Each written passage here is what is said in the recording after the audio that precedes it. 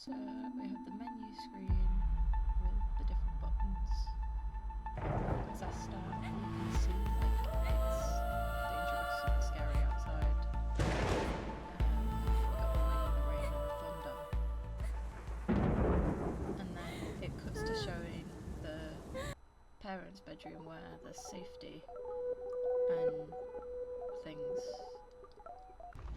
And then, as you can see, I start off in the child's bedroom for gameplay, and straight away you can see it looks like a normal space, but everything's slightly exaggerated, and the floor has turned into lava, which is basically showing how the child's imagination is turning into something ordinary, into something dangerous.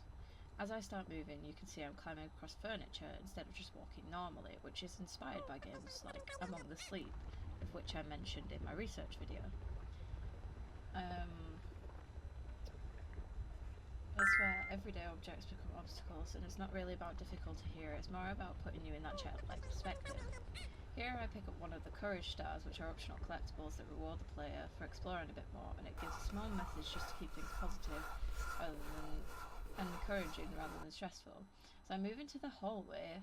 The lighting changes quite a lot and becomes colder and darker, which is done on purpose to make it feel more uncertain and tense compared to the safer spaces later on.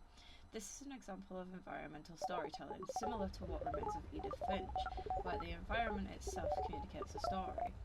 Around here, the robot companion shows up, which is the child's imaginary friend, and it helps the player but also makes the experience feel less scary, balancing out the tension so it doesn't become overwhelming.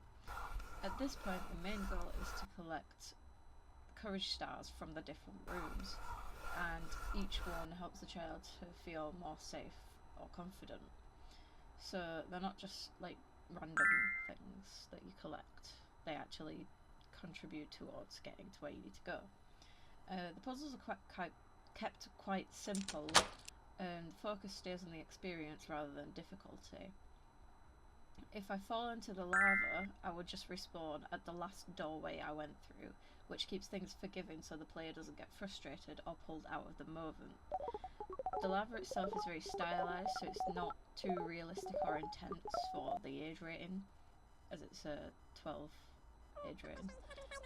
As I get close to the parents' room, you can see the lighting starts to warm up, which shows this shift from fear to safety. So the level layout is basically mirroring the child's journey, emotional journey, and overall everything from the movement to the lighting has been designed to support the story, rather than just being gameplay for the sake of it.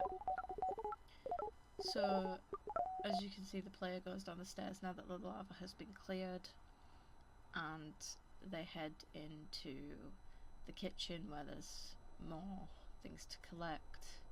There's another courage star, it makes a little sound, and then you can see I've collected all the courage stickers and it shows you have, and then you would go to the parent